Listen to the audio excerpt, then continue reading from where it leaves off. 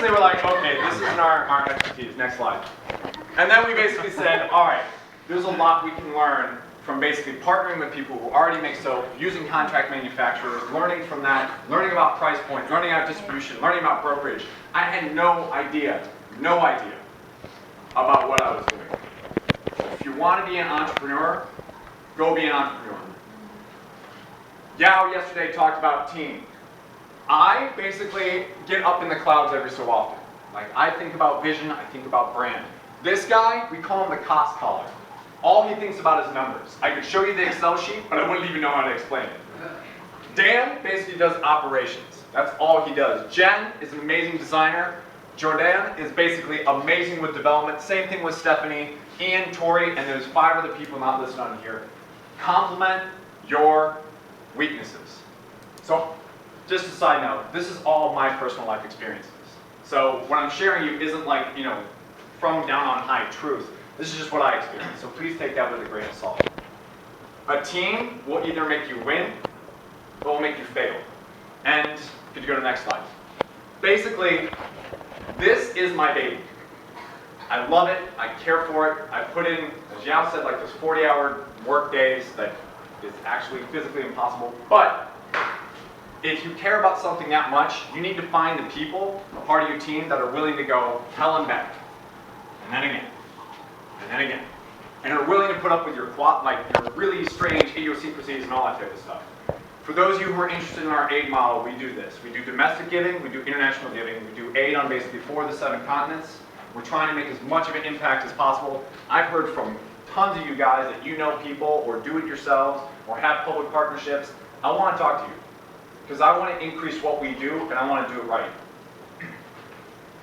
If you want to know about funding, about leading a seed round, about moving to Series A, I'd love to talk to you. We did everything wrong, and I would like to basically tell you so that you don't have to go through that. Hardest money in is the first money in. If you get that lead investor that really believes in you, thank you. Is it okay if I just go a little bit longer, guys? Yeah. Is that? Where is it? Is that okay? First money in is always the hardest. You just need to find that one person that believes in you. Look, soap company, there are hundreds of soap companies. There's nothing special besides our aid.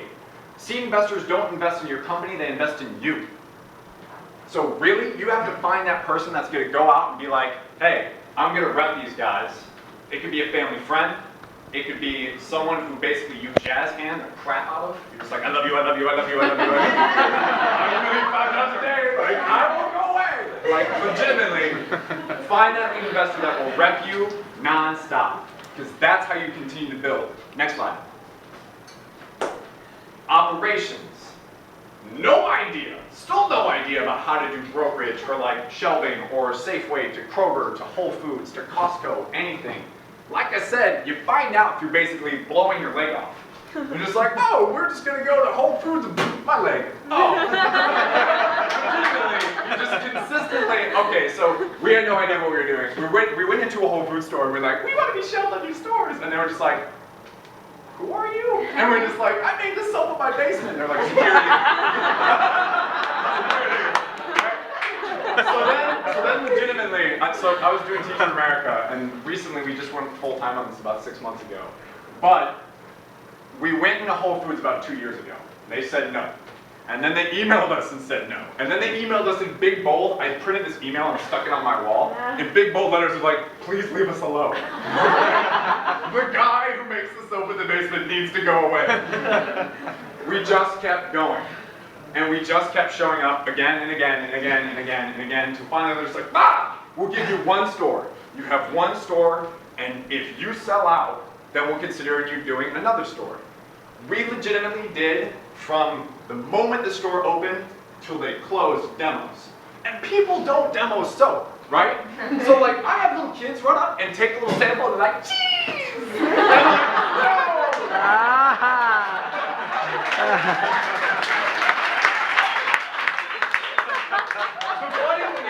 I had this one mom come up to me and she was just like, no, he said a bad word. Fucking bastard. I was just like, and they're just like, right, eat that soap. And I was like, what? And legitimately, little kid comes back and goes, this is delicious. And I'm like, This is just a whole bunch of like, no. Your family is doomed. So that's obviously not what I said to them, because they bought like a bar, and I was like, thank you. Oh my God. So operations and doing this. So any type of vertical you're working in, a lot of you guys are talking about tech. Ask people. Just call them up, LinkedIn, email them, stalk them. People love to hear themselves talk. They love it. So ask questions and don't stop. And Yao was talking about this yesterday, as well as Steve. There's really innovative ways of picking people's brains. So just write them a handwritten thank you note. No one writes handwritten thank you notes. Legitimately, I had some really important people that are so out of my league call me up and they're just like, let's talk, let's get coffee. You send me a handwritten thank you note. Like, no one does that. And I'm like, okay. And just started sending them everywhere. They work like the lottery ticket. Next. I've done 3 startups. This one, we went through $200,000. Poof. Gone. Gone. Damn. You walk up to your investors and you're like, so you know that money you gave me? Like, yeah. It's gone. No, it's gone, really. It's gone. And it sucks. It really sucks. But you learn from it. And then you grow. And then you course correct. This was awesome.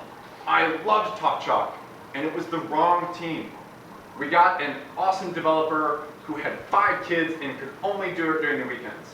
If you're doing a tech company, you can't run a bakery without a baker. You can't be like, I have this really awesome muffin, it's gonna blow your mind. I don't have it. You can take a sample about a sheet that tells you about the muffin, but I can't make you the muffin until next year. I swear to God, it's awesome. They won't care.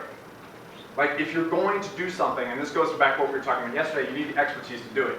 Sorry for continuing to go on. I know there's lunch over there. I've seen some of those eyes like that. Next. I want to help. I had so many people give me time, energy, anything to get me through that door. You will hear 1,000 no's until you hear the one yes that makes all the difference. And then you start it over again. Questions? Yes? Thanks for coming in. I have 2 questions. So the first one is, how do you decide where to distribute the soaps? And then the second one is, once it gets there, how do you ensure that these donated soaps are actually used?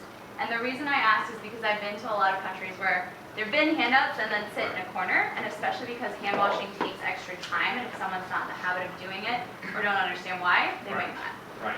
So to address that question, there's really the problem, which the problem isn't always access. Sometimes there's a soap maker there and the culture isn't built around the importance of hand washing. So a lot of those times we'll actually take in soap and be like, okay, we're going to focus on education. And we focus on orphanages where the soap would not reach anyways. So a lot of things that we're building out, and this isn't built yet, but we are building this out, is we want to pay local soap makers to make the soap and then to donate to places that didn't have the money to begin with to pay for it. So that's kind of there's a lot of criticism, and rightfully so, one-for-one models where like the road to hell is paved with good intentions. Thank you. Where you just show up and you're like, we're saviors, here's the soap. And then like you're like, back to selling. Like we don't do that. So we work with as big as UNICEF, and we work with as small as like community groups and church groups. We do a transparency study to make sure they're doing what they're saying, and we require pictures back like this.